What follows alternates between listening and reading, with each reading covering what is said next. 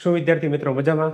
મારું નામ છે અભિષેક સર અને આજે આપણે જોશું કે ધોરણ 9નું જે વિજ્ઞાન છે એને આપણે સરળતાથી કઈ રીતે શીખી શકીએ.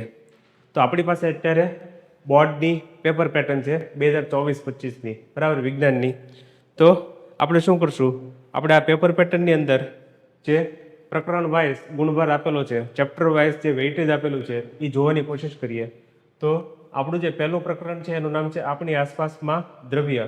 એના કુલ કેટલા ગુણ છે? 7 ગુણ છે. તો આ 7 ગુણ માટે કેટલું વાંચવું એ એક પ્રશ્ન છે.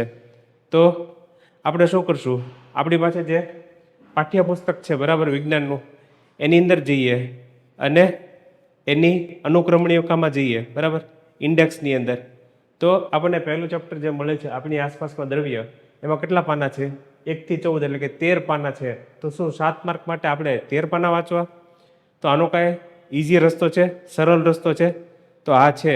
શું છે? તો આપણે શું કરશું, આપણે ચેટ જીપીટીની અંદર જઈએ. ચેટ જીપીટીની અંદર જઈએ ત્યારે આપણી પાસે આ ઇન્ટરફેસ છે, બરાબર. ઓલરેડી મેં આ બધું ઘણું બધું કરેલું છે. તો આપણી પાસે આ ઇન્ટરફેસ છે.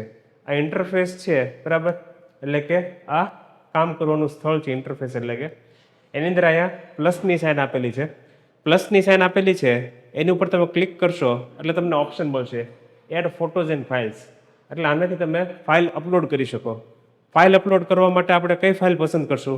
તો આપણી પાસે જે પાઠ્યપુસ્તક છે ધોરણ 9નું ગુજરાતી માધ્યમનું, એ આપણે અપલોડ કરેલું છે. અપલોડ કર્યા પછી આપણે પ્રોમ્પ્ટ આપેલો છે, બરાબર, એને કીધેલું છે, જાણકારી આપેલી છે કે જ્યારે હું ધોરણ 9નું વિજ્ઞાનનું ગુજરાતી માધ્યમનું કોઈ પણ પ્રશ્ન પૂછું તો આ પીડીએફનો ઉપયોગ કરો. તો એણે આપણને હા પાડેલી છે કે જ્યારે તમે પ્રશ્ન પૂછશો ત્યારે આ જ પીડીએફનો ઉપયોગ કરવામાં આવશે. પછી આપણે એને પ્રશ્ન પૂછેલો છે કે જે પહેલું ચેપ્ટર છે આપણી આસપાસમાં દ્રવ્ય, એની માહિતી આપે ગુજરાતી માધ્યમમાં, બરાબર. તો એણે આપણને માહિતી આપવાની કોશિશ કરેલી છે ફોટા સ્વરૂપે, બરાબર.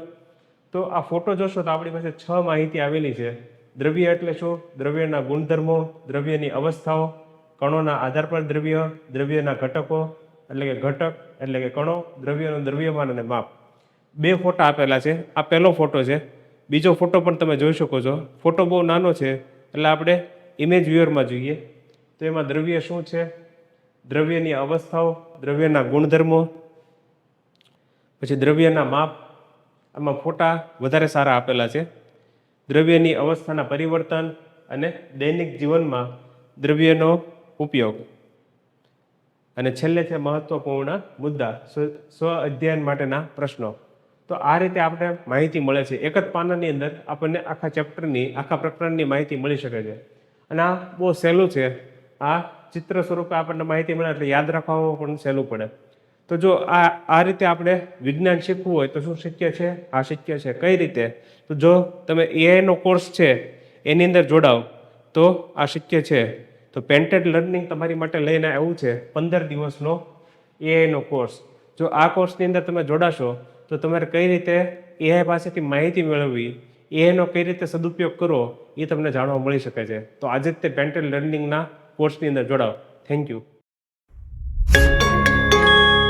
Painted Painless Learning.